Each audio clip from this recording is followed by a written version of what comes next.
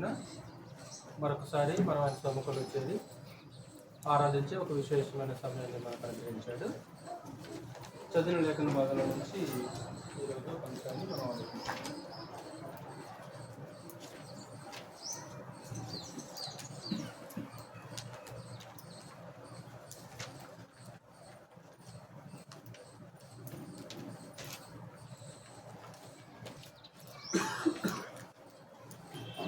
నిలబడిన వారు పడిపోవడం అనే విషయాలు కొద్ది నిమిషాలు మనం ధ్యానం మీకు తెలిసిన విషయమే అయినా సరే ఒకసారి మరలా మనం జ్ఞాపకం చేసుకోవాలి. పోయిన వారంలో అక్షరము ఆత్మ అనే విషయాలు మనం నేర్చుకుందాం. అక్షరం అంటే ఏంటిది, ఆత్మ అంటే ఏంటిది, అక్షరం ఏం చేస్తుంది, ఆత్మ ఏం చేస్తుంది, అక్షరాలు తుడిచివేయబడినవని, అక్షరం కింద మనం లేవని, అక్షరం నుంచి విడుదల పొందామని, ఆత్మ కింద మనం ఉన్నాము, అది ఎంతో శ్రేష్టమైనది, ఎంతో ఉన్నతమైనది, ఎంతో ఎక్కువైన దాని కింద మనం ఉన్నాం. కాబట్టి అక్షరం కింద ఉన్నవారి కంటే ఈరోజు మనం ఎక్కువగా చేయాలి, ఎక్కువగా జీవించాలి, ఎక్కువగా బ్రతకాలి అనే సంగతులు మనం నేర్చుకోవాలి. కొరింథీయులకు రాసిన మొదటి పత్రిక 10వ అధ్యాయము 12వ వచనంలో, తాను నిలుచుచున్నారని తలంచుకున్నవాడు పడకుండానట్లు జాగ్రత్తగా చూచుకొనవలెను.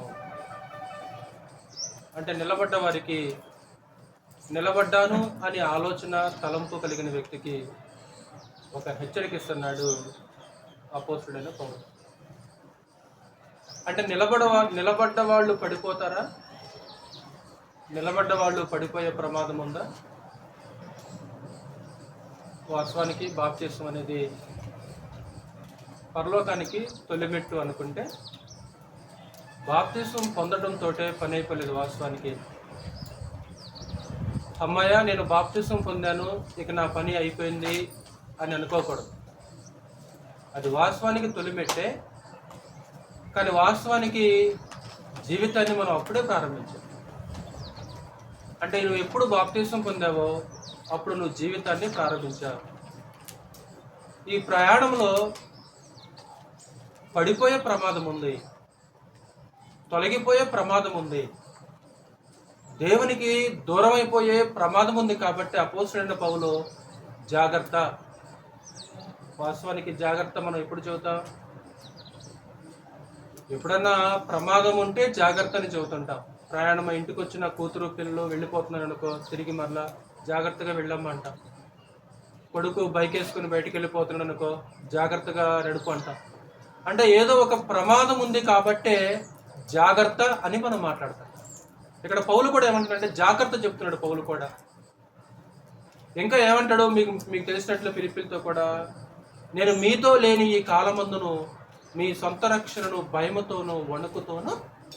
ఎందుకు భయము, ఎందుకు వణుకు? భయం ఎందుకు? ఎందుకు భయం అంటే పడిపోతావేమో, తొలగిపోతావేమో, రక్షణ కోల్పోతావేమో. కాబట్టి భయముతో వణుకుతో మీ సొంత రక్షణను కొనసాగించుకున్నది. జాగ్రత్త. వాస్తవానికి ప్రారంభంలో నిలబడ్డామనుకున్న వాళ్ళు ఆయా స్థలాల్లో కొందరు పడిపోతుంటారు. వాస్తవానికి గతంలో ఈయన మాకు వాక్యం చెప్పి మమ్మల్ని నడిపించాడు, మా కొరకు ప్రార్థన చేశాడు, మమ్మల్ని క్రీస్తులోనికి నడిపించిన వ్యక్తి ఎవరంటే ఫలానా వ్యక్తి. కానీ ఈరోజు లోకంలో కలిసిపోయాడు, ఆయన ఈరోజు కనపట్టలేదు. అంటే ప్రారంభంలో ఎంత ఫైరు, ఆ తీవ్రత ఉండేదో కాలక్రమంలో ఆ వేడి కనపట్టలేదు. అంటే బాప్తిస్మం పొందినప్పుడు ఎంత ఫైర్ ఉండేది ఆ మనిషికి, ఎంతో తీవ్రత, ఎంతో ఆసక్తి, ఎంతో ఆరాటం ఉండేది. ఆ వేడి కానీ ఆ తీవ్రత కానీ ఏమాత్రం కూడా కనపట్టలేదు. అంటే వేడి ఏమైపోయింది? ఆ వేడి చల్లారిపోతుంది. ప్రారంభంలో నిలబడ్డవాడు కాలక్రమం నిలబడలేకపోతున్నాడు. అన్నిటిని ఎదుర్కొని, ఎన్నో ఇబ్బందులను, ఆటంకాలను, నిందలను ఎదుర్కొని నిలబడ్డవాడు ఈరోజు నిలబడలేకపోతున్నాడు. కారణం ఏంటి? ఎటుపోయింది ఆ తీవ్రత? ఆ ఫైర్ అంతా ఎటుపోయింది? ఆ వేడంతా ఎటుపోయింది? ఆ వేడంతా చల్లారిపోయిందా?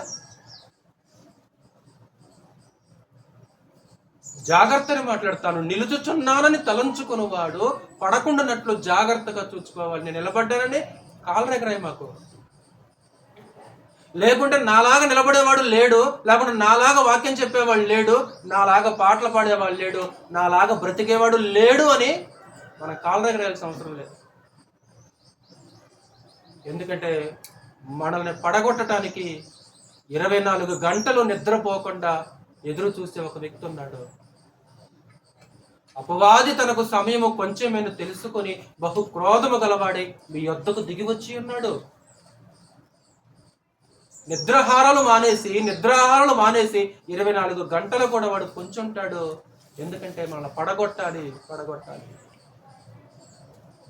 చూడు ఒకసారి ఆ ఉరులు పడిపోవద్దు అంటాడు. తిమోతికి రాసిన మొదటి పత్రిక 3వ అధ్యాయము 7వ వచనం. తిమోతికి రాసిన మొదటి పత్రిక 3వ అధ్యాయము 7వ వచనం చదువు. మరియు అతడు నింద పాలై అపవాది ఉరిలో పడిపోకుండానట్లు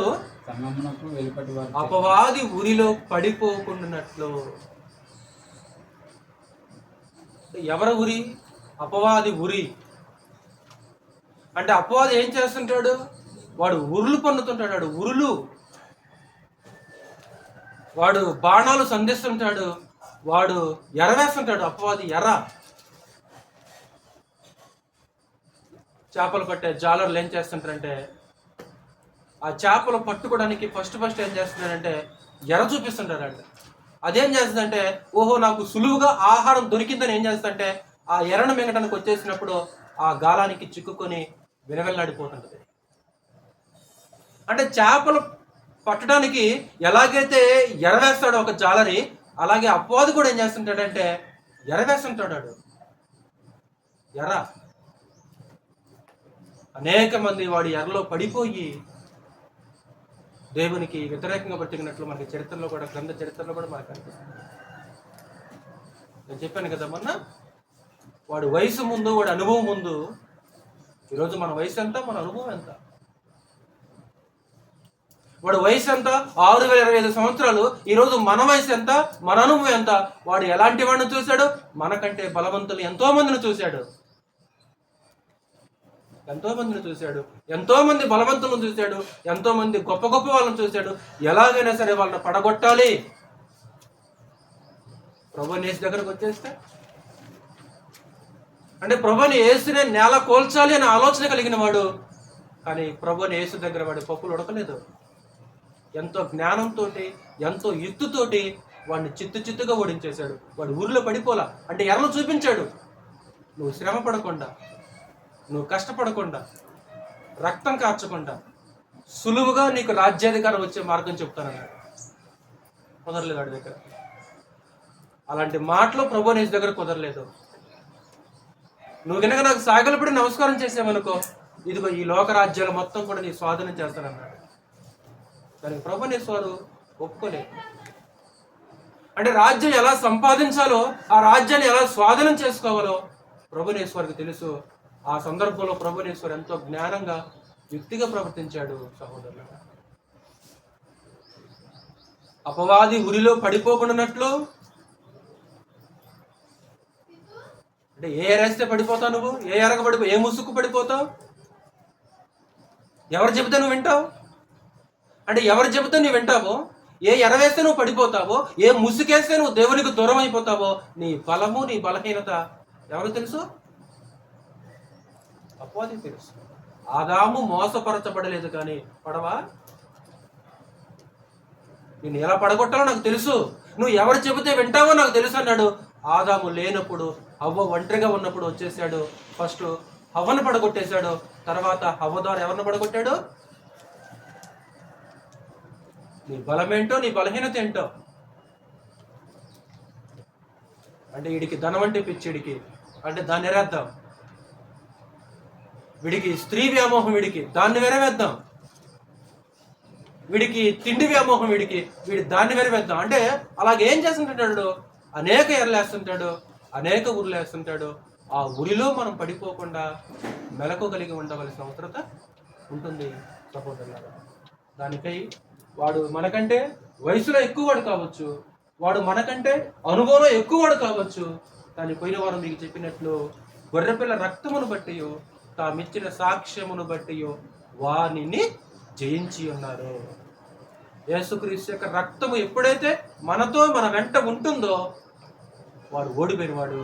అలాగే దేవునికి లోబడి ఉన్నడి అపవాదిని ఎదిరించుడి, అప్పుడు వాడు మీ యొద్ద నుండి పారిపో. వాడు మనకంటే వయసులో ఎక్కువ కావచ్చు, మనకంటే అనుభవం ఎక్కువ కావచ్చు, మనకంటే బలవంతుడు కావచ్చు, దేవునికి లోబడ్డంత కాలం కూడా కుక్క పారిపోయినట్లు అపవాది మన దగ్గర నుంచి పారిపోతాడు.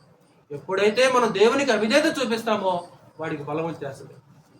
ఇప్పుడు ఎవరిస్తున్నారు వాడికి బలం? వాడికి బలం ఇచ్చేది ఎవరు? నువ్వు కాదా?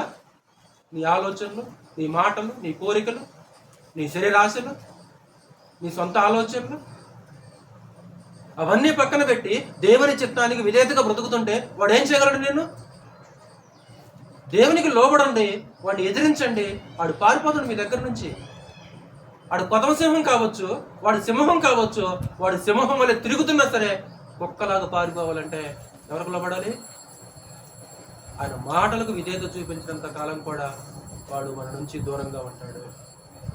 కాబట్టి నిలబడిన వారు, నేను నిలబడ్డాను అని ఆలోచన కలిగిన వాళ్ళు ఏం చేయాలంటే పడిపోకుండా జాగ్రత్తగా జాగ్రత్త. పడిపోతావేమో. ఈరోజు నిలబడ్డావా? ఈరోజు ఆత్మీయంగా బాగానే ఉన్నావా?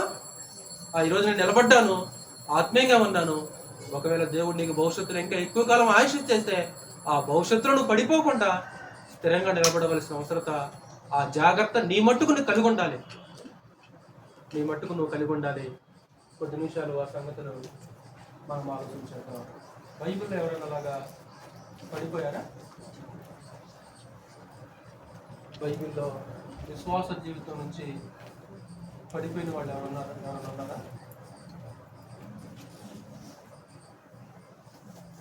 పడిపోయిన జీవితాలు ఒకటి మీకు అందరూ తెలిసినట్లు ఇశ్రాయేలు, రెండు మనందరూ తెలిసిన సంసోను అనేది, మూడు మనందరూ తెలిసిన గొప్ప రాజు సొలొమోను. ఇశ్రాయేలు ప్రారంభంలో ఎంతో గొప్ప విశ్వాసాన్ని కనపరచండి మీకు పొలమని చెప్పాను. వారు విశ్వాసమును బట్టి పొడి నేల నడిచినట్లు సముద్రములో పడి నడిచిపోయేది. వాళ్ళు ఎంతో గొప్ప విశ్వాసం కలిగిన వాళ్ళు ప్రారంభంలో ఇశ్రాయేలీలు. కానీ ఆ విశ్వాసము వారిలో లేదు, విశ్వాసములో నుంచి వాళ్ళు పడిపోయారు. హెబ్రీయులకు రాసిన పత్రిక 4వ అధ్యాయం. హెబ్రీయులకు రాసిన పత్రిక 4వ అధ్యాయం 11. 4:11.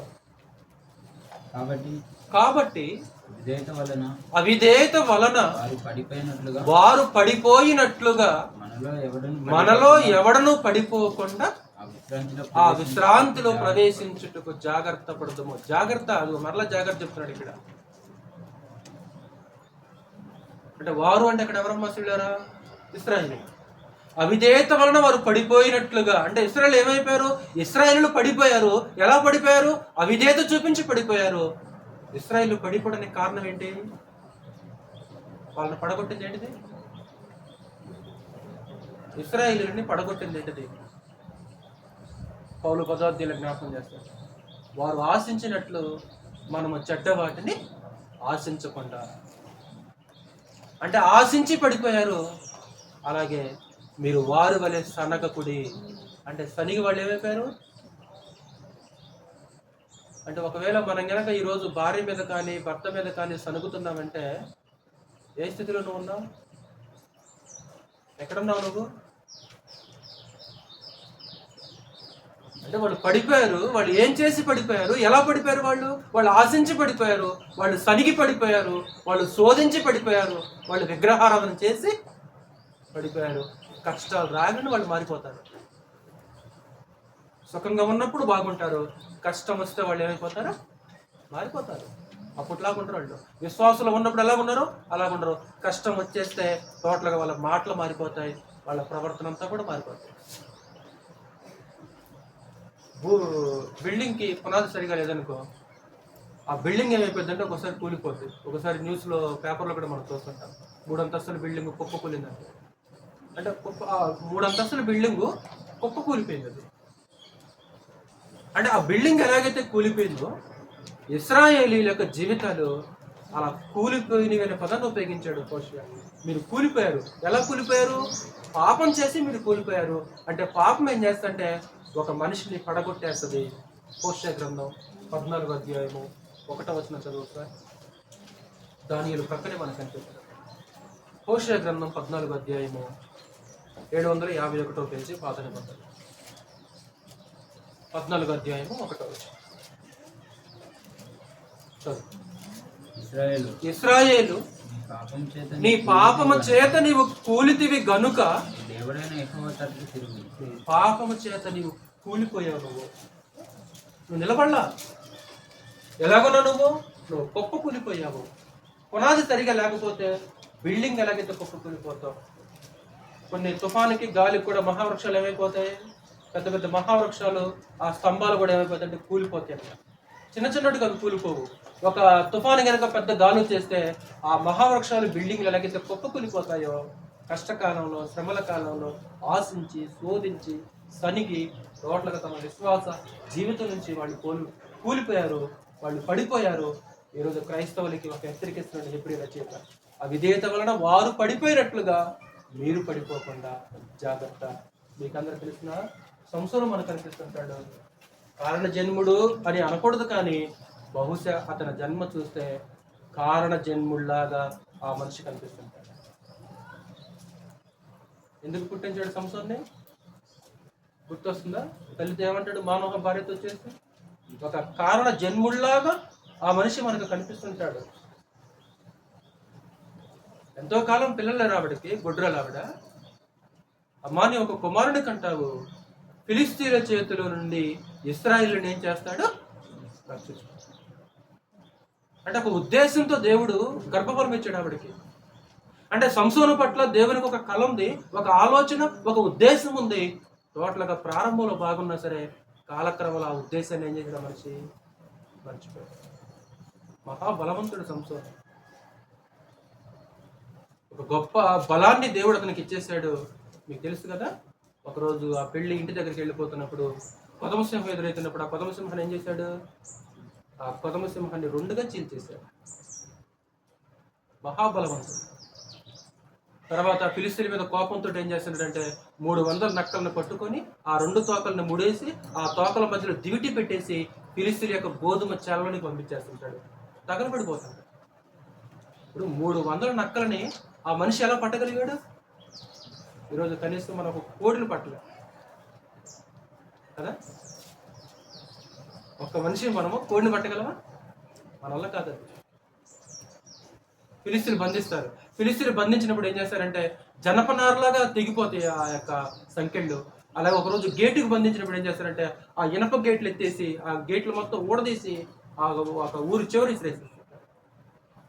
అంటే మహాబలమతంలో కనిపిస్తుంది, గొప్ప బలాఢ్యుడిగా కనిపిస్తున్నాడు, ఒక ఉద్దేశంతో జన్మించేశాడు. కాలక్రమంలో మనిషి ఏం చేశాడంటే స్త్రీ వ్యామోహంలో పడిపోయాడు. అది ప్రేమ కాదు, వాస్తవానికి అదొక మోహం అన్నమాట. అంటే సంసోన్ని పడగొట్టింది ఏంటిది? సంసోన్ని పడగొట్టింది ఏంటిది అంటే చిన్నదే కావచ్చు, అది చిన్నదైనా సరే విశ్వాస జీవితంలో నుంచి పడిపోయే ప్రమాదము. ఏశావు దేనికి పడిపోయాడు? ఏశావు దేనికి పడిపోయాడు? 100 ఎకరాలకు పడిపోయాడా? 10 ఎకరాలకు పడిపోయాడా? ఆకలికి పడిపోయాడు మనిషి. భోజనం కోసం పడిపోయాడు. అంటే అది చిన్నదే, అది చిన్నదైనా సరే పెద్దైనా సరే విశ్వాస జీవితం నుంచి ఆ మనిషిని తొలగించే ప్రమాదం ఉంటుంది. ఒక్క పూట పుట్టి కొరకు జ్యేష్ఠత్వం అంటే ఉన్నతమైనది. ఆ ఉన్నతమైన స్థితిలో నుంచి ఆ మనిషి ఏం చేశాడు? పడిపోయాడు. ఎంతగా పడిపోయాడు? మారు మనసు పొందని అవకాశము దొరకక విసర్జించబడ్డాడు. అంటే మారు మనసు కూడా అవకాశం లేదు. ఆ మనిషి అలా కూలిపోయాడు తన జీవితం నుంచి. ఏం ఆశించాడు?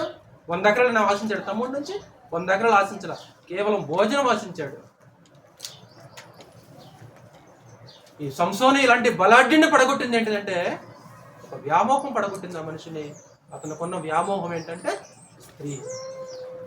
ఒక్కొక్కరికి ఒక్కొక్క వ్యామోహం. ఒకళ్ళకి లోకం మీద, ఒకళ్ళకి ధనం మీద, సౌలుకేమో అధికారం మీద, యోధాకేమో ధనం మీద, లేకుంటే సంసోనికేమో స్త్రీ మీద.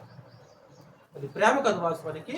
దెలీలా ఏమంటదంటే, నేను ఎందుకు ప్రేమించామని చెప్తున్నావు, అది ప్రేమ కాదు. సంసోను ఒక స్త్రీని మోహింపగా. ప్రేమ అంటే పవిత్రత ఉండాలి మధ్యలో. ఒకవేళ వివాహానికి ముందు ఒక యవన పురుషుడు యవన స్త్రీ ప్రేమించుకున్నారంటే నిజంగా వాళ్ళ మధ్యలో పవిత్రమైన ఆలోచనలు ఉంటాయా? అంటే ప్రేమ అంటేనే పవిత్రత, పరిశుద్ధతకు సూచన.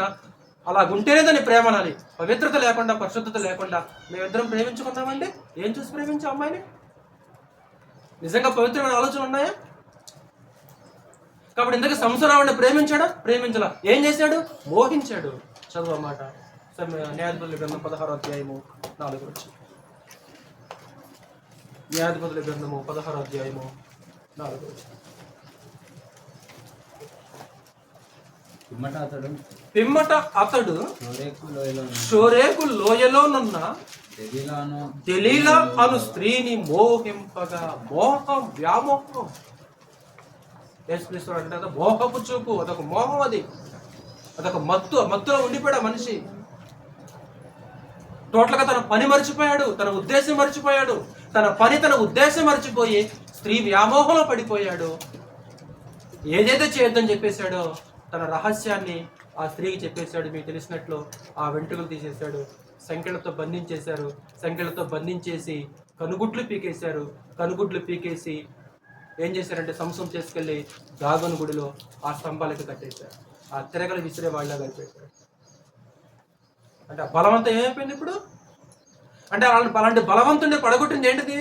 అంటే అలాంటి బలవంతుడు దేనికి పడిపోయాడు? దేన్ని ఆశించాడు? కాబట్టి నిలబడిన వ్యక్తి పడిపోవునా?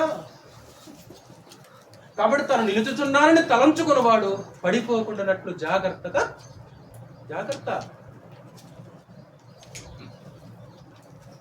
ఎలా వెళ్ళిపోయాడు మనిషి? 21వ వచనం చూడు ఒకసారి. 16వ అధ్యాయం 21వ వచనం.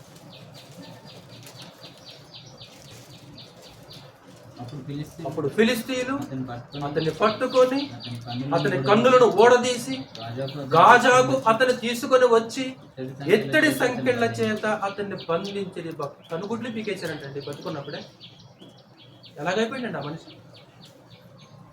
బతుకున్నప్పుడే కనుగుడ్లు పీకేసి ఇత్తడి సంఖ్యల చేత బంధించి ఆ దాగోను గుడిలో సంఖ్యల చేత బంధించేశారు. ఆ స్తంభానికి ఒక చెయ్యి, ఈ స్తంభానికి ఒక చెయ్యి. మీకందరూ తెలిసిన సొలొమోను ఎలాంటి గొప్ప జ్ఞానవంతుడు. వాస్తవానికి సొలొమోను లాంటి వ్యక్తి ఎవరు కూడా, భూరాజుల్లో సొలొమోను లాంటి వ్యక్తి ఎవరు కూడా లేరు. ఒక గొప్ప జ్ఞానవంతుడు, గొప్ప తీర్పులు తీర్చిన వ్యక్తి. ఎన్నో సామెతలు రాశాడు, ఎన్నో పుస్తకాలు రాశాడు. సామెతల గ్రంథం చదివితే సొలొమోను యొక్క జ్ఞానం అంత అద్భుతంగా ఉంటుంది. అది అంత అద్భుతమైన పుస్తకం అది. అంటే ఎంతో జ్ఞానం ఉంది ఆయనకి. ఎన్నో గొప్ప తీర్పులు తీర్చాడు. గొప్ప దేవాలయాన్ని కట్టాడు. ఈ భూమి మీద బంగారపు దేవాలయాన్ని కట్టాడు దేవుడి కోసం. ఎత్తైన దేవదారు వృక్షం దగ్గర నుంచి గోడలో మొలిచే హిస్సోపు వృక్షం చిన్న మొక్క దాకా ఏం చేశాడంటే వాటన్నిటిని గురించి రాశాడు సొలొమోను. వృక్షశాస్త్రం అంతా రాసేసాడు. ఎన్నో సామెతలు యవనుల యొక్క జీవితాన్ని దిద్దటానికి, వాళ్ళు నిలబెట్టడానికి సొలొమోను ఎన్నో సామెతలు చెప్పేశాడు. ఎంతో జ్ఞానం ఉంది. అలాంటి జ్ఞానం కలిగిన వ్యక్తి ఏమైపోయాడు? పడిపోలేదా?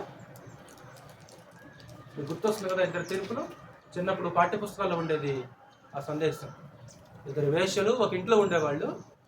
ఒకేసారి బిడ్డలకు అన్నారు. ఒకటి ఏం చేసిందంటే నిద్రలో ఆ బిడ్డ మీద పడిపోయింది. ఆ తల్లి చనిపోయింది, ఆ బిడ్డ చనిపోయింది. కాబట్టి ఉదయం లేసి చేస్తే బిడ్డ చనిపోయింది. అప్పుడు ఏం చేసింది? హడావుడికి ఏం చేసిందంటే ఆ చచ్చి బిడ్డ తీసుకెళ్ళి ఆవిడ పక్కన వేసి బతికిన బిడ్డను తీసుకుని వచ్చేసి తన పక్కలో ఉంచుకోండి. ఆ ఉదయం లేసి చూస్తే ఆ చచ్చిన బిడ్డ చూస్తే బోర్డు నేర్చేస్తుంది. ఇదిగో ఈ బిడ్డ నా బిడ్డ కాదు. ఈ తీర్పు ఇప్పుడు ఎవరి దగ్గరకు వచ్చింది? సొలొమోను దగ్గరకు వచ్చేసింది. ఎవరి బిడ్డ ఈ బిడ్డ? ఈరోజు ఎన్ని వాయిదాలు పడేవి కోర్టులో? ఈరోజు ఎన్ని డిఎన్ఏ టెస్టులు చేయాల్సి వచ్చేస్తుంది. ఆ రోజు డిఎన్ఏ టెస్టులు ఉన్నాయా? ఏం డిఎన్ఏ టెస్టులు ఏం లేవు. అంటే ఆ తీర్పు చూసంట ప్రజలు భయపడిపోయారు. అక్కడ ఆ పదాన్ని ఉపయోగించాడు. ఇస్రాయేలు ప్రజలు భయపడిపోయి. కాబట్టి ఆ తల్లేమో నా బిడ్డ అంటది, ఈ తల్లేమో నా బిడ్డ అంటది. ఏం చేసేటప్పుడు ఆ బిడ్డను 2 ముక్కలు చేసేసి చిరక ముక్క ఇచ్చేసేయండి. వెంటనే బతుకున్న బిడ్డ యొక్క తల్లి పేగులు తరుక్కుపోయి వద్దు దానికి ఇచ్చేసేయండి. కానీ ఆవిడేమంటది? వద్దొద్దు, ఇద్దరికి వద్దు, 2 ముక్కలు చేసేసే, ఇదిగో ఈ బిడ్డ తల్లి ఇదిగో అని చెప్పేసి తీర్పిచ్చేసి. ఆశ్చర్యపోయా. అతని జ్ఞానాన్ని శోధించడానికి ప్రపంచపు నలుమూలల నుంచి వచ్చేసేసి. అలాంటి విశేషమైన వ్యక్తి ఏమైపోయాడంటే కామాతురత గలవాడై 700 మంది భార్యలని 300 మంది ఉపపత్తులని ఉంచుకొనుచు వచ్చెను. అన్ని స్త్రీలను వివాహం చేసుకోవటం, వారి దేవతలకి ధూపం వేయటం, వారి దేవతలకి బలిపీటలు కట్టడం.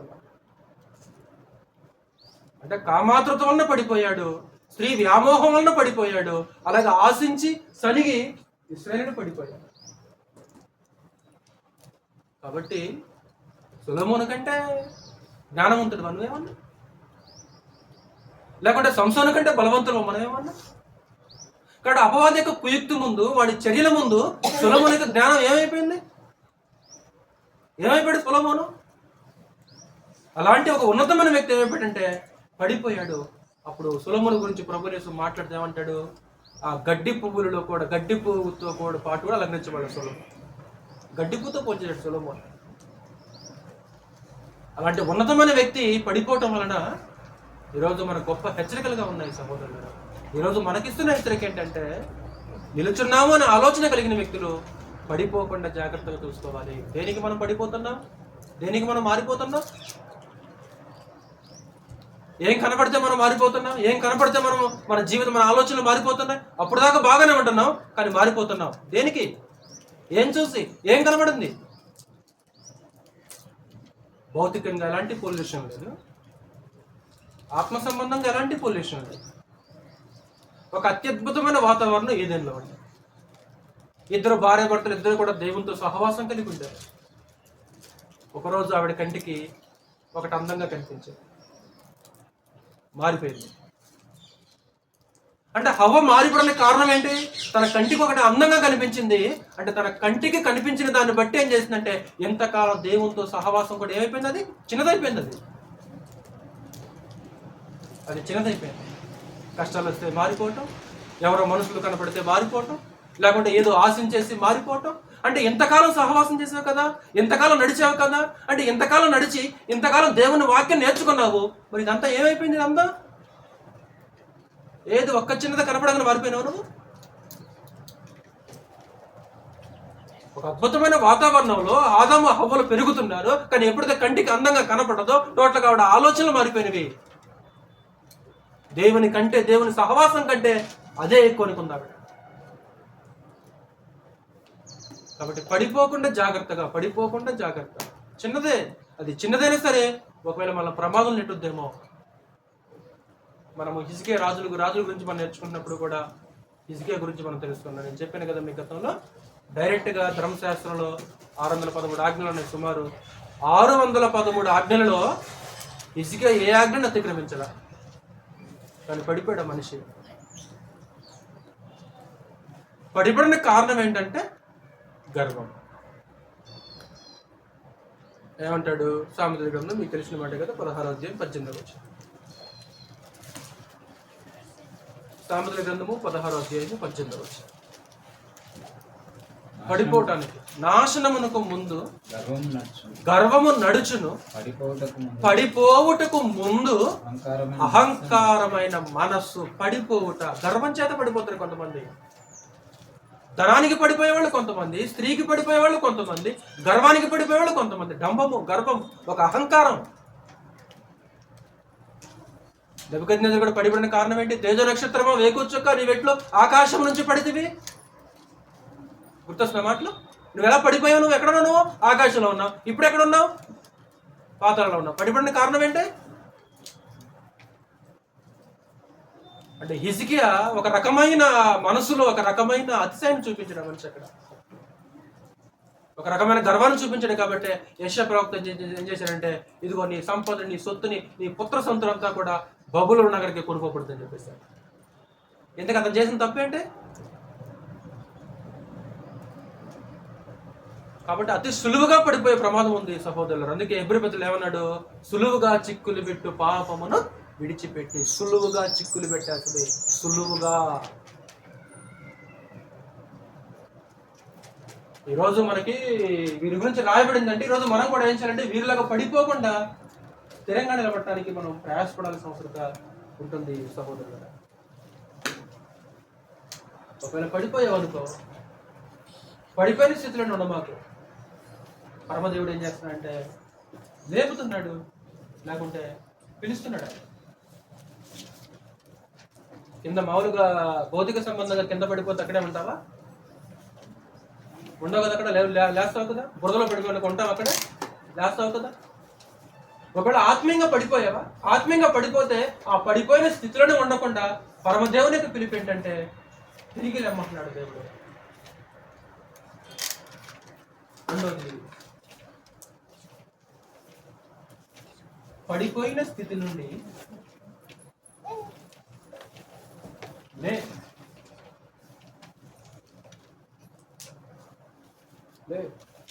ఒకసారి నీ మొదటి ప్రార్థన జీవితం అనుభవాన్ని జ్ఞాపకం చేసుకో. మొదట్లో నువ్వు ఎలాంటి ఫైర్ నీలో ఉందో, ఎలాంటి తీవ్రత వేడుందో ఈరోజు ఉందో లేదో ఒకసారి జ్ఞాపకం చేసుకో. మొదట్లో ఎంత ప్రార్థన జీవితం ఉండేది? మొదట్లో ఎంత ప్రార్థన జీవితం యొక్క అనుభవాన్ని కలిగి ఉన్నావు నువ్వు? ఎంత వాక్య అనుభవం ఉండేది నీకు? ఈరోజు ఉందా అంటే లేదు. లే అంతే ఉంటావా? మొదట్లో ఉండే తీవ్రత వేడి లేదంటే అంతే ఉంటావా? లేస్తావా? దేవుని పిలుపు ఏంటంటే లెమ్మంటున్నాడు ఆయన. ఎఫెసీయులకు రాసిన పత్రిక 5:14. ఎఫెసీయులకు రాసిన పత్రిక 5:14.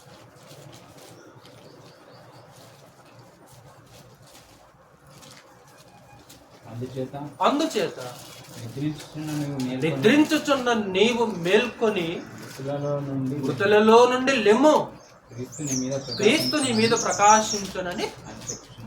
నిద్రించుచున్న నీవు మృతులలో నుండి లెమ్ము, లే. ఒక గొప్ప పిలుపు అన్నమాట ఇది. నిద్ర భౌతికమైన నిద్ర కాదు. ఈ మృతస్థితి భౌతికమైన మృతస్థితి కాదు. ఇది ఏంటి మృతస్థితి? మీకు తెలిసిన మాట కదా, ప్రకటన 3:1 జీవించుతున్నామన్న పేరు మాత్రం ఉన్నది, కానీ నువ్వు మృతుడివే.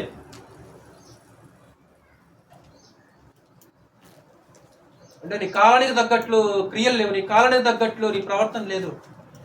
నువ్వు మృతస్థితిలోనికి వెళ్ళిపోతున్నావు, లే. ప్రకటన గ్రంథం 2వ అధ్యాయం మీకు తెలిసిన మాట 4వ వచనం 5వ వచనం. ప్రకటన గ్రంథము 2వ అధ్యాయం. ఇది కూడా ఇప్పుడు చదివిన మాట కూడా ఎఫెసీయులతోనే కదా. ఇప్పుడు ప్రకటన గ్రంథం ఉన్న మాట కూడా ఎఫెసీయులతోనే మాట్లాడుతున్నాడు. 2వ అధ్యాయము 4వ వచనం మీకు తెలిసిన మాట చదువు. అయినను మొదట నీకుండిన ప్రేమను వదిలితవని నేను నీ మీద తప్పు ఒకటి మోపవలసి ఉన్నది. నీవు ఏ స్థితిలో నుండి పడితివో అది జ్ఞాపకము చేసుకొని మారు మనసు పొంది నాకు మొదటి క్రియలు కావాలి. నాకు మొదటి క్రియలు కావాలి. మొదట్లో నువ్వు ఎలాగున్నావు? వాక్యం వినేటప్పుడు, వాక్యానికి లోబడ్డప్పుడు నువ్వు ఎలాగున్నావు? నాకు అది కావాలి, నాకు ఇది కాదు కావాల్సింది, ప్రస్తుత స్థితి కాదు కావాల్సింది, ప్రస్తుత స్థితి బాగలేదు. మరి మొదట్లో ఎలాగున్నావు? ఎఫెసీయులు మొదట్లో ఎంతో ఆదర్శవంతమైన జీవితం జీవించారు. మొదట్లో ఆదర్శవంతమైన జీవితమే, కానీ కాలక్రమంలో అలాంటి ఆదర్శవంతమైన జీవితం లేదు. ప్రాముఖ్యంగా ఏది దేవుడు కోరుకుంటున్నాడో అదే లేదు. ఎందుకంటే ప్రాముఖ్యమైన డాక్యులు మీకు తెలుసు కదా. నీ దేవుడిని యెహోవాని పూర్ణ మనసుతో పూర్ణ హృదయంతో ప్రేమించాలి. రెండోది నిన్ను వలె నీ పొరుగు వారిని. అదే లేదు మీద, అదే లేదు. ప్రేమ లేకపోతే అంత శూన్యమైన సంగతి మీకు తెలుస్తుంది. 1 కొరింథీ పత్రిక 13వ అధ్యాయం ప్రకారం. నేను వ్యర్థుడను. ఇందాక మనం చదివాం కదా, విశ్వాసము, ప్రేమ, నిరీక్షణ ఈ 3 శ్రేష్టమైనవే. ఈ 3 నిలుచు. వీటిలో శ్రేష్టమైనది ప్రేమ. ప్రేమ కలిగి ఉండటకు ప్రయాసపడదు. మొదట్లో మీరు ఎంత ప్రేమ చూపించారు ఎఫెసీయులారా? ఆ ఎఫెసీ పత్రికలో కూడా ఏమంటున్నాడు పౌలు? మీరు నిద్రిస్తున్నారు, మీరు మృతుల్లోనికి వెళ్ళిపోతున్నారు. ఆ నిద్రిస్తున్న స్థితి నుంచి, మృత స్థితి నుంచి లెమ్మంటున్నాడు. మనం కూడా ఏ స్థితిలోనికి ఏమన్నా జారిపోతున్నామా సహోదరులారా? నిద్ర స్థితిలోనికి ఏమన్నా జారిపోతున్నామా? క్రియలు లేవంటే మృత స్థితిలోనికి వెళ్ళిపోతున్నట్లే, కోమాలకు వెళ్ళిపోతున్నట్లే మనము. ఆల్రెడీ కొంతమంది చచ్చిపోయారు అంటాడు, చావనైనా మిగిలిన వాడిని బలపరచు. కొంతమంది ఇంకా కోమాలకు వెళ్ళిపోతున్నారు, కొంతమంది కోమాలో ఉన్నారు, ఇంకొంతమంది చావబోతున్నారు. ఏంటి కారణం అంటే క్రియలు నీ దగ్గర. అంటే క్రియలు లేకపోవటం అనేది అది ఒక మృత స్థితి. ఇప్పుడు నెమ్మని పిలిపిస్తున్నాడు సహోదరులారా, దేవుడు ప్రోత్సహిస్తున్నాడు, దేవుడు పిలుస్తున్నాడు. ఎందుకు? లేవాలని, నిలబడాలని, బ్రతకాలని, జీవించాలనే తాపత్రయం నీలో ఉందా? ఇంతగా తపన ఉందా నీలో? నేను కూడా లేచి నిలబడాలి, నేను కూడా బ్రతకాలి, నేను కూడా జీవించాలి, నేను కూడా చెయ్యాలి అనే ఒక తాపత్రయం, ఒక ఆరాటం నీలో లేకపోతే ఆయన ఏం లేపగలడు? ఒక ఉదాహరణ, యెరూషలేము దేవాలయంలో బేతెస్దా కోనేరు అని ఒక కోనేరు. అంటే నేను చెప్పిన ఈ మాటకి ఉదాహరణ, సంవత్సరానికి ఒకసారి దేవదూత వచ్చేసి ఆ కోనేరు నీటిని కదిలించేస్తారు. ఫస్ట్ ఎవరైతే, ఏ రోగైతే ఆ నీటి కోనేటిలోనికి వెళ్ళిపోతాడో ఎట్టి రోగమైనా సరే తగ్గిపోతాడు. 38 సంవత్సరాల నుంచి నిరీక్షిస్తున్నాడు ఆ మనిషి. నిరీక్షణ కోల్పోలా, గొప్ప నిరీక్షణ అది. 1 సంవత్సరం కాదు, 2 సంవత్సరాలు కాదు, 38 సంవత్సరాల నుంచి ఆ మనిషి ఎదురు చూస్తున్నాడు. ఏంటి? నేను అందులోకి వెళ్ళాలి, నేను కూడా బాగుపడాలి, నేను కూడా స్వస్థపడాలి. ఒక కోరికతో ఆ మనిషి ఉన్నాడు. అప్పుడు ప్రభు దగ్గరకు వచ్చాడు. ప్రభు దగ్గరకు వచ్చి ఒక మాట అన్నాడు, స్వస్థపడగోరుచున్నావా? ఎందుకు నీకుందా కోరిక? నేను లేవాలి, నేను పడిపోయిన స్థితి నుంచి నిలబడాలి, నేను కూడా పలానా వారిలో వాక్యం చెప్పాలి, నేను కూడా పలానా వారిలాగా పాటలు పాడాలి, నేను కూడా జీవించాలి, నేను కూడా బ్రతకాలి. ఆ తాపత్రయం, ఆరాటము నీలో లేకపోతే ఎన్ని పిలిచినా సరే ఇంకేం చేయగలడు ఆయన మాత్రము? అందుకే ఏమన్నాడు? నువ్వు స్వస్థపడగోరుచున్నావా? ఆయనకుందా కోరిక ఉంది.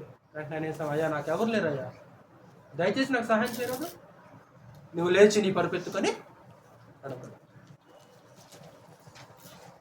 అంటే స్వస్థపడాలని, లేవాలని, బ్రతకాలని, నేను కూడా లేచి నిలబడాలనే ఒక ఆశ ఆయనలో ఉందా?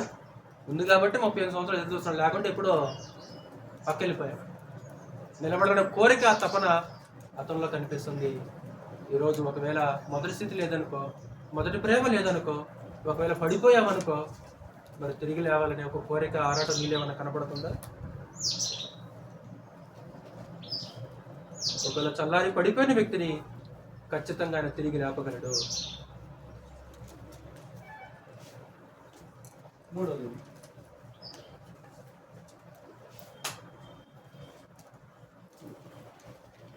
తిరిగి లేవడం లేదా రావడం ఆయనకు సంతోషం.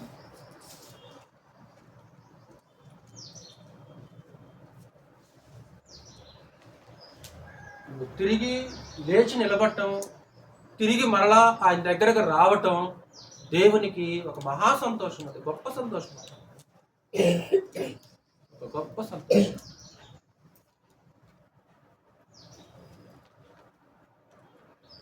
నువ్వు చేసిన పొరపాట్ల గురించి, పడిపోయిన దాని గురించి ఆయన నేను విమర్శించిన తర్వాత ఇంకా విమర్శలు ఉండవు, ఇంకా శిక్ష కూడా ఉండదు. ఇంకా ఒకవేళ తిరిగి వచ్చేస్తే శిక్ష ఉండదు, విమర్శలుండు, తన్నులుండు, తిట్లుండు, దెబ్బలుండు. దెబ్బలకు బదులు బుద్ధులు ఉంటాయి. అంటే పడిపోయిన వ్యక్తి తిరిగి లేచి, పడిపోయిన వ్యక్తి తిరిగి మళ్ళా దేవుని దగ్గరికి వచ్చేస్తే దెబ్బలకు బదులు ఏముంటాయి? బుద్ధులు ఉంటాయి. ఎక్కడ కనపడుద్ది ఆ ఉదాహరణ మనకి? Very good. తప్పిపోయిన కుమారుడు తండ్రికి దూరం అయిపోయాడు, తండ్రిని ఎదిరించాడు, తండ్రి మీద తిరుగుబాటు చేశాడు, వెళ్ళిపోయాడు. ఒకరోజు తన స్థితిని జ్ఞాపకం చేసుకున్నాడు. కూలి వాళ్ళకి అన్నం అక్కడ సమృద్ధిగా ఉంది, నా పరిస్థితి ఇది, నేను లేచి నా తండ్రి ముందు ఒప్పుకుంటాను. కన్నీటి కార్చేశాడు.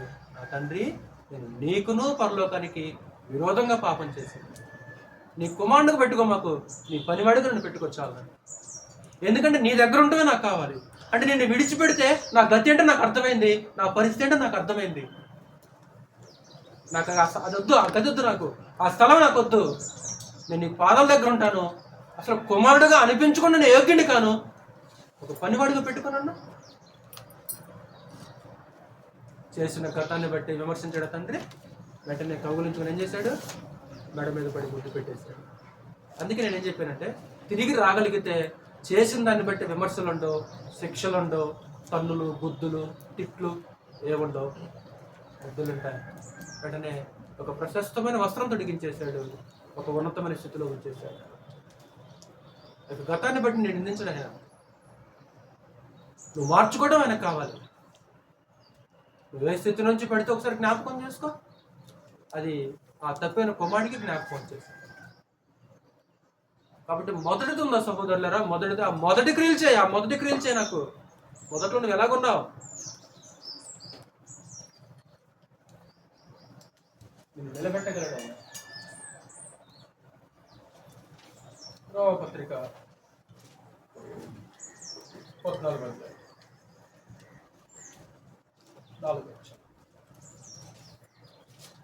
బాగు చేయగలడు, బాగు చేయగలడు. కాబట్టి పందులు కంపు కొడుతుంది, ఆయన బాగు చేయగలడు. ఆ దుర్వాసన నీ దగ్గర రాకుండా ఆయన చేయగలడు. నేను నిలబెట్టగల సమర్థత ఆయనలో ఉంది. 14వ అధ్యాయం రోమపత్రిక 4వ వచనం. పరుని సేవకునికి తీర్పు తీర్చుటకు నీవెవడవు? అతడు నిలిచి ఇన్నుటి అయినను, పడి ఇన్నుటి అయినను అతని సొంత యజమాని పనియే. అతడు నిలుచును, ప్రభువు అతడిని నిలవబెట్టుటకు శక్తి గలవాడు. విశ్వాస విషయమై బలహీనుడైన వారిని చేర్చుకునండి. కాంటెస్ట్ అది కదా 1వ వచనంలో.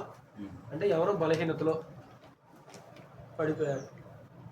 కాంటెస్ట్ బలహీనతలో ఎవరో పొరపాటు చేశారు, పడిపోయారు. దాన్ని ఏమంటారు అంటే ఇక్కడ అపోస్తలుడైన పౌలు, యజమాని ఒక ఆయన ఉన్నాడు, తీర్పు తీర్చడానికి నువ్వెవడమే? యజమాని ఒక ఆయన ఉన్నాడు. ఆ యజమాని ఏం చేశాడంటే అతను తిరిగి మరలా నిలబెట్టగలడు. నిలబెట్టే శక్తి యజమాని దగ్గర ఉంది. నువ్వు తిరిగి రాగలిగితే నీకు మరలా పూర్వం వేస్తాడు ఆయన. ఆ కొడుకు ఏం చేశాడంటే ప్రశస్తమైన వస్త్రం ధరించేశాడు. ఏమంటాడు? ఈ నా కుమారుడు తప్పిపోయి దొరికిను, చనిపోయి బ్రతికిను. కాబట్టి మనం సంతోషిద్దాం, మనం ఆనందంగా ఉందాం. ఎందుకంటే చచ్చిపోయి బ్రతికాడు నా కొడుకు. నీ ఆస్తిని పాడు చేశాడు కదా, కంప్లైంట్ చేస్తున్నాడు. ఎవరు? అన్నయ్య వచ్చి కంప్లైంట్ చేస్తున్నాడు. నీ ఆస్తిని పాడు చేశాడు కదా, నీ ఆస్తిని పాడు చేసి ఇంటికి వచ్చేసి నువ్వు ఎలా చేస్తావా? తండ్రి ప్రేమ అన్నకి తెలియట్లా. తండ్రి ప్రేమ తెలియదు ఆ మనిషికి. తండ్రి అదంతా ఏం చూడ్డం, ఎంతో నష్టం కలిగజేశాడు, ఎంతో వ్యతిరేకంగా బ్రతికాడు. తండ్రి ప్రేమ ముందు అవన్నీ కూడా గాలి కొట్టుకొని పోతాయి. అవన్నీ కూడా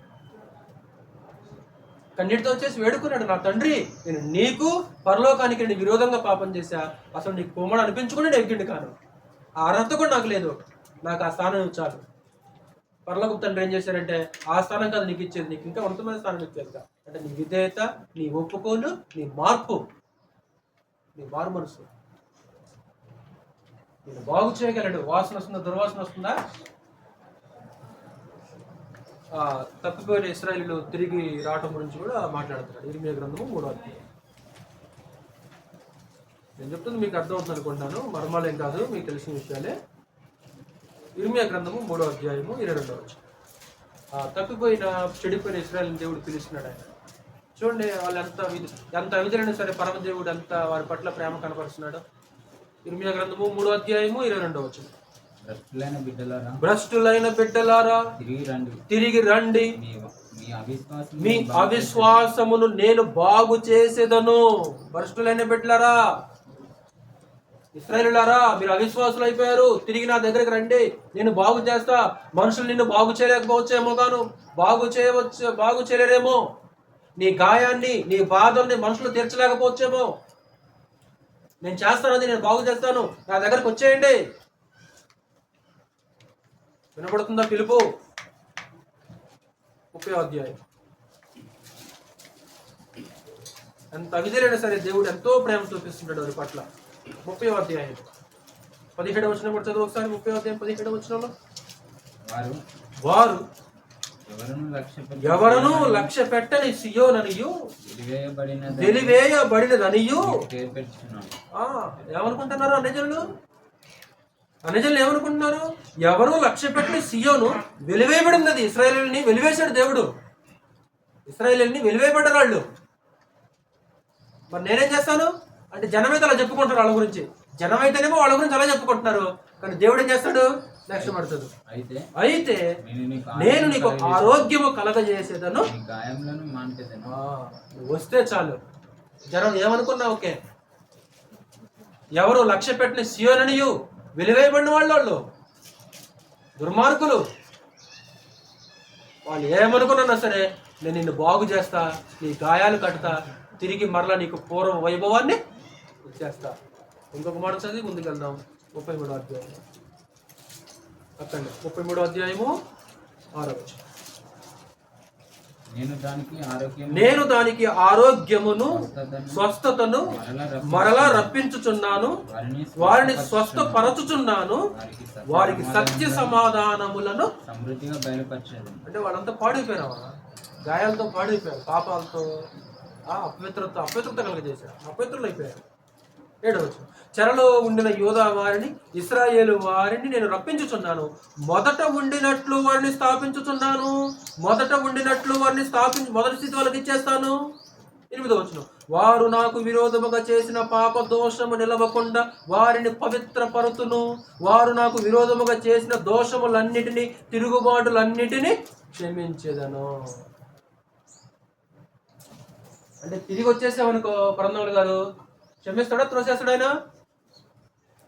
ఇప్పుడు మన కొడుకు, మన ఇంట్లో మన కుమారుడు కూడా వెళ్ళిపోయింది అనుకుంటా, అలాగే నిజంగానే చేర్చుకుంటావా? వదిలేస్తావు నువ్వు? పోరా, పోయావుగా, పో, బతుకుపో అండవా అను. వాడు ఎన్ని చేసినా సరే ప్రేమ చూపిస్తున్నాడు.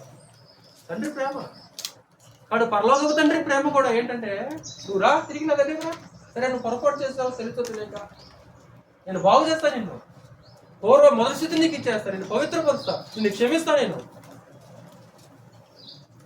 ఆ పిలుపు విని వస్తే లోబడితే మేలు జరుగుతుంది.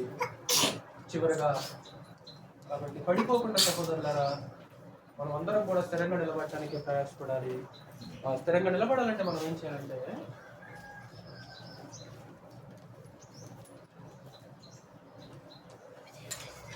పడిపోకుండా నిలబడాలంటే ఒకటి, దేవుని వాక్యం చాలా అవసరమైనది. దేవుని వాక్యము చాలా అవసరమైనది. రెండోది, మీకు తెలిసినట్లు సహవాసము చాలా అవసరమైనది. 3, వ్యక్తిగతంగా ఏం చేయాలంటే ప్రతి వ్యక్తి కూడా శరీరాన్ని లోపరుచుకోవాలి. శరీరాన్ని లోపరుచుకోవాలి. పాపంలో పడిపోకుండా నిలబడాలంటే దేవుని వాక్యాన్ని హత్తుకోవాలి. ఆయన వాక్యానికి నువ్వు దగ్గరగా ఉండాలి. ఆయన వాక్యాన్ని నువ్వు నీ హృదయంలో ఉంచుకుంటే పాపానికి దూరంగా ఉండగలవు. ఒకసారి కీర్తన గ్రంథం 37 కీర్తన ఒకసారి, అది నిజంగా నీ హృదయంలో ఉంటే నీ అడుగులు జారవంటే. ఒకటి దేవుని వాక్యము, ఒకటి కనబడకపోతే నేను చెప్తున్నప్పుడు మాట స్పీడ్గా రాసుకోండి. ఒకటి దేవుని వాక్యము, 2 సహవాసము, 3వది నీ శరీరాన్ని నువ్వు లోపరుచుకోవాలి. 37వ కీర్తన చూడండి. 31వ వచనంలో ఒక అద్భుతమైన మాట మనకు కనిపిస్తుంటుంది. దావీదు మాట్లాడుతున్నాడు. 37వ కీర్తన 31వ వచనం, వారి దేవుని ధర్మశాస్త్రము వారి హృదయములోనున్నది, వారి అడుగులు జారవు. హృదయంలో కేవలం చెవులతో విని విడిచిపెడితే ఖచ్చితంగా మన అడుగులు జారే ప్రమాదం ఉంది. ఆయన వాక్యాన్ని ఏం చేయమంటే ఎక్కడుందంట, వారి దేవుని ధర్మశాస్త్రం వారి హృదయంలో ఉంది. 119:11 చెప్తారా కంఠస్థం చూడకుండా ఏమంటాడు, నీ ఎదుట నేను పాపము చేయకుండానట్లు నా హృదయములో నీ వాక్యం ఉంచుకొని ఉన్నాను. నీ ఎదుట నేను పాపము చేయకుండానట్లు నా హృదయంలో ఏముంచుకున్నాను. ఇప్పుడు అక్కడ కొండ అరణ్యంలో అపవాది శోధిస్తున్నప్పుడు యేసుక్రీస్తు వారు వాక్యాన్ని జ్ఞాపకం చేశాడు లేదా? అంటే యేసుక్రీస్తు యొక్క హృదయంలో ఏముంది? ధర్మశాస్త్రం ఉంది, దేవుని వాక్యం ఉంది, దేవుని విధులు ఉన్నాయి. మీకందరూ తెలిసినట్లు సహవాసము అంటే కలిసి ఉండటం అన్నమాట. కలిసి ఉండటం ఏమంటాడు సొలొమోను పుట్టినగా లక్ష్మణ గారు? 3 పేటల తాడు త్వరగా తెగిపోదు కదా అంటాడు. అంటే ఏంటి దాని అర్థం? అంటే 3 పేటల తాడు త్వరగా తెగిపోదు కదా. సింగిల్ యొక్క కొత్త ప్రకటన ఏం చేయగలవు పరందోలు గారు? ఈజీగా విడదీయగలవు, తెంపగలవు. కానీ 3 పెనవేసి ఉన్నాయనుకో తెంపగలవా? కింద అంతా విషయం చెప్పి కిందగా ఆ విషయం చెప్తున్నాడు చూడ. ఒంటిగాడ ఇల్లుట కంటే 2 కూడి ఇల్లుట లేదు. అంటే సహవాసము, ఆ కమ్యూనికేషన్ అనేది చాలా ప్రాముఖ్యం. ఇందాక ఇశ్రాయేలు మనం జ్ఞాపకం చేసుకున్నాం కదా, అవిధేయత వలన వారు పడిపోయినట్లు. ఇప్పుడు వాడు పడిపోవటానికి 10 మంది మాట నమ్మారా, 2 మాట నమ్మారా? ఇశ్రాయేలీయులు అవిధేయత వల్ల పడిపోయారు కదా. ఎందుకు వేగుల వారు 12 మంది వెళ్ళిపోయారు. మరి 10 మంది మాట నమ్మారు వాళ్ళు. 10 మందితో కలిసి ఉన్నారా, 2తో కలిసి ఉన్నారా? ఏమంటాడు హెబ్రీ పత్రికలో? వారు వాక్యము విని వారితో విశ్వాసము గలవారే కలిసి ఉండలేదు కనుక విన్న వాక్యము వారికి నిష్ప్రయోజనమైనదాయను. అంటే కాలేబు యెహోషువ మంచోళ్ళు 2 వాస్తవానికి. వాళ్ళిద్దరితో వాళ్ళు కలిసి ఉండకుండా మిగతా 10 మందితో కలిసి ఉన్నారు వాళ్ళు. మిగతా 10 మంది వాళ్ళు ఎలాంటి వాళ్ళు? గుండెలు నీరు చేసే మనుషులు వాళ్ళు. వాళ్ళు ఇంకా బలహీనపరిచే వాళ్ళు, ప్రోత్సహించే వాళ్ళు కాదు వాళ్ళు. మనం పోలేము, మనం వాళ్ళకి మిడతల్లా కనపడుతున్నాం. మనమైతే అసలు మన వల్ల కాదు, అది మనం చేయలేము అంటే మిగతా లక్షల మంది ప్రజలందరూ కూడా ఆ 10 మందితో కలిసి ఉన్నారు తప్ప 2తోటి కలిసి. కాలేబు అన్నాడు వారి నీడ తొలగిపోయింది, ఖచ్చితంగా మనం వెళ్ళగలము. అది జ్ఞాపకం చేస్తున్నాడు హెబ్రీ పత్రికలో. విన్న వాక్యం విన్నారు, మరి విన్నా పని చేయలేదా? పని చేయాల. ఎందుకు పని చేయలేదు? వాళ్ళు వినిన వారితో విశ్వాసము గలవారై కలిసి ఉండలేదు.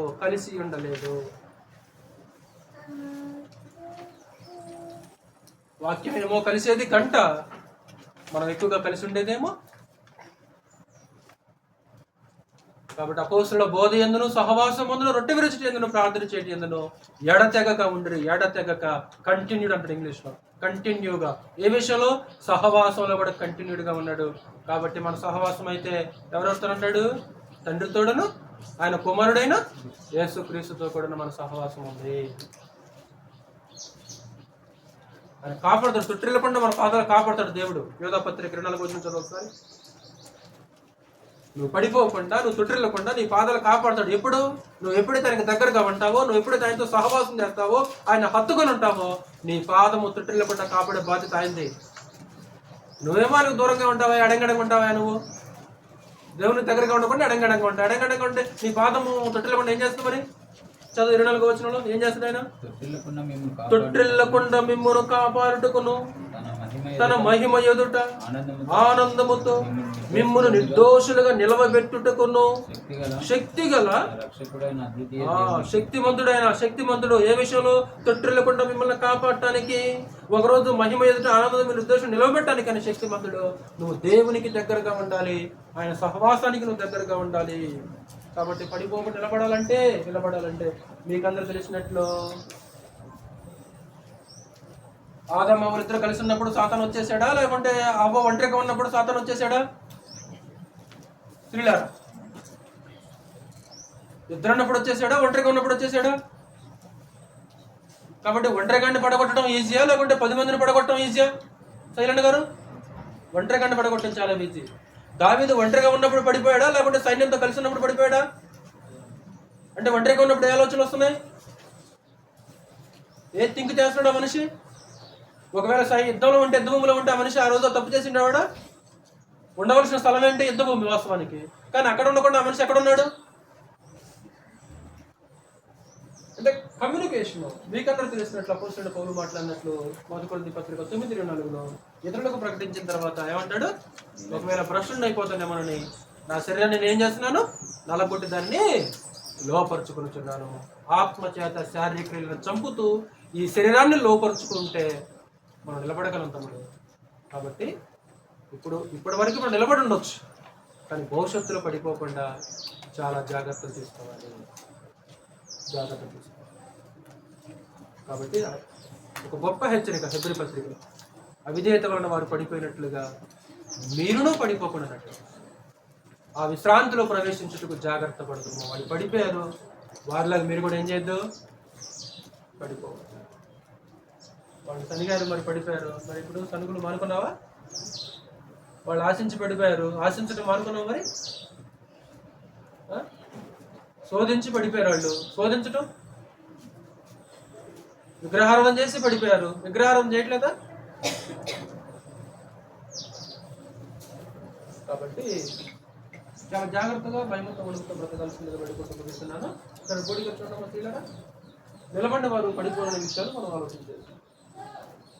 కాబట్టి అపవాది ఏం చేస్తుంటాడు? మనల్ని పడగొట్టడానికి వాడు ఎదురు చూస్తుంటాడు. కాబట్టి అపవాది యొక్క ఉరిలో పడిపోకున్నట్లు వాడు ఉరులు వేస్తుంటాడు, వాడు ఎరేస్తుంటాడు, వాడు గాలం వేస్తుంటాడు. ఆ ఎర్రలకి ఆ గాలాలకి పడిపోకుండా వాడిని మనం ఎదిరించాలంటే దేవునికి లోబడి ఉండాలి, క్రీస్తుకి దగ్గరగా ఉండాలి, క్రీస్తు శరీరంలో మనం అంటి పెట్టుకొని ఉండాల్సిన అవసరం ఉంటుంది. కాబట్టి ప్రారంభంలో ఉన్న ఫైర్ కానీ, ఆ తీవ్రత, వేడి, ఆసక్తి, ఆ పట్టుదల, ఆ మొదటి క్రియలు ఇప్పుడు ఉన్నాయా? ఒకవేళ ఇప్పుడు ఉన్నాయనుకో, వాటిని భవిష్యత్తు వరకు ఆ వేడి తగ్గకుండా ముందుకెళ్ళాల్సిన అవసరం ఉంటుంది. ఇశ్రాయేలీయులు ప్రారంభంలో విశ్వాసంగా ఉన్నారు. సంసోను కూడా గొప్ప బలవంతుడు, ప్రారంభంలో ఎంతో బాగున్నాడు. సొలొమోను కూడా ఎంతో దేవునికి ఇష్టమైన ప్రార్థన చేశాడు. ఏం ప్రార్థన అంటే ఆ ప్రార్థన అసలుకి ఎవరు చేయగలరు? ఆ ప్రార్థన సొలొమోను తప్ప ఎవరు చేయగలరు? ఆ ప్రార్థన నాకేమొద్దు, నా జ్ఞానం ఒకటి చాలు. దేవుడు మైమర్చిపోయాడు కదా. వెండి బంగారాలు, శత్రుల ప్రాణాన్ని, అధికారం, రాజ్యం, ఐశ్వర్యం ఏం కోరలా నువ్వు నాకు అనుకూలంగా ప్రార్థన చేశావు కాబట్టి ఇదిగో నీ జ్ఞానంతో పాటు నువ్వు అడకపోయి నీవు ఇచ్చేస్తున్నావు. అలాంటి వ్యక్తే ఎవరి చేతిలో కీలు బొమ్మ అయిపోయాడు? ఎవరి చేతిలో కీలు బొమ్మ అయిపోయాడు? తొక్క తోకడు ఊపినట్లే కీలు బొమ్మ అయిపోయాడు. అందుకే బుద్ధి వచ్చిన తర్వాత ప్రసంగి గ్రంథం రాస్తాడు. అందుకే ప్రసంగంలో ఒక మాట అన్నాడు, మరణము కంటే దుఃఖము కలిగించింది నాకు ఒకటి కనపడదు. ఎప్పుడు మాట్లాడుతున్నాడు? బుద్ధి వచ్చిన తర్వాత మాట్లాడుతున్నాడు. ఏంటయ్యా? మరణం కంటే దుఃఖం కలిగించేదంటే, ఇప్పుడు మరణం అంటేనే మనకి ఎంతో దుఃఖం, కానీ మరణం కంటే దుఃఖం కలిగించే ఒకటి నాకు కనపడదు. ఏంటది? బంధకముల వంటి చేతులను, ఉరులు వంటి తర్వాత అన్నాడు ఎవరంటే స్త్రీ. ఏంటి? మరణం కంటే దుఃఖం కలిగించేది స్త్రీయా? అనుభవంతో మాట్లాడుతున్నమాట అది. ఎందుకంటే ఆ చేతిలో కీలు బొమ్మ అయిపోయాడు కదా. ఎవరి కోసం దూపం వేసాడు? ఎవరి కోసం బలిపీఠం కట్టాడు? భార్యల నిమిత్తం అంటే స్త్రీ కోసం ఏం చేశాడు? బలిపీఠం కట్టాడు. స్త్రీ కోసం దూపం వేసాడు అంటే ఆమె కోసం. భార్య కోసం ఆదాము కూడా ఏం చేశాడు? భార్య కోసం. దేవుని మాట కదా. అంటే భార్య కోసం, స్త్రీ కోసం వాడు బుద్ధి వచ్చిన తర్వాత మాట్లాడు. మరణం కంటే దుఃఖం కలిగించేది ఒకటి కనపడదు. ఎన్నో అధ్యాయం చూసినవా? ఒకవేళ చూస్తే రేపు చెప్తాను. పడిపోయిన స్థితి నుంచి పిలుస్తున్నాడండి. ఒకవేళ నువ్వు పడిపోయావా, తిరిగి రా. ఒకవేళ నువ్వు తిరిగి రాగలిగితే ఆయనకి గొప్ప సంతోషం. నేను నిలబెట్టగలడు, నేను బాగు చేయగలడు. ఎలాంటి విమర్శలు, శిక్షలు, ఎలాంటి చనులు తిట్లు ఉంటావు, దెబ్బల బోతులు, ముద్దులు ఉంటాయి, ప్రశస్తమైన వస్త్రాలు ఉంటాయి. ఇంకా ఒక ఉన్నతమైన స్థితిని నీకు ఇచ్చేస్తుంది. ఇంతకీ మొదట్లో ఉన్నట్లు నేను కూడా చేయాలని ఒక తాపత్రయం ఉందా మరి మనలో? మొదట్లో నేను ఎలాగున్నాను, ఇప్పుడు ఎందుకు నేను ఎలాగున్నాను, అలానే ఉండాలి అనే ఒక కోరిక ఉందా మనకి? నేను కూడా నిలబడాలి, నేను కూడా చేయాలి, నేను కూడా ఫలానా సహోదరుడిలాగా చేయాలి, లేకపోతే నేను కూడా ఫలానా సహోదరుడిలాగా చేయాలి. ధర్మం గురించి కొరికలతో మాట్లాడుతూ ఒక మాట అంటాడు, మీ ఆసక్తిని చూసి అనేకులు ప్రేరేపింపబడిరి. మీ ఆసక్తిని చూసి అనేకులు ప్రేరేపింపబడిరి. వాళ్ళు చేయగలుగుతున్నారు, మేము ఎందుకు చేయలేకపోతున్నాం? ఉందా ఆలోచన? ఉందా మనలో? ఇప్పుడు వాళ్ళు చేయగలుగుతున్నారు, ఎందుకు చేయలేకపోతున్నాను? మనం చేస్తున్నాం అనుకో, ఆటోమేటిక్గా మనం చూసి కూరుకుంటున్నాం. మంచి మాట మాట్లాడాడు. మనం నిలబడాలంటే వాక్యము, సహవాసము, మన శరీరాన్ని మన కంట్రోల్లో ఉంచుకుంటే ఆత్మ సంబంధులుగా బలవంతులుగా ఉంటాం. ప్రతి ఒక్కటి మీ అందరికీ ప్రభువు నేర్చుకోవాలి.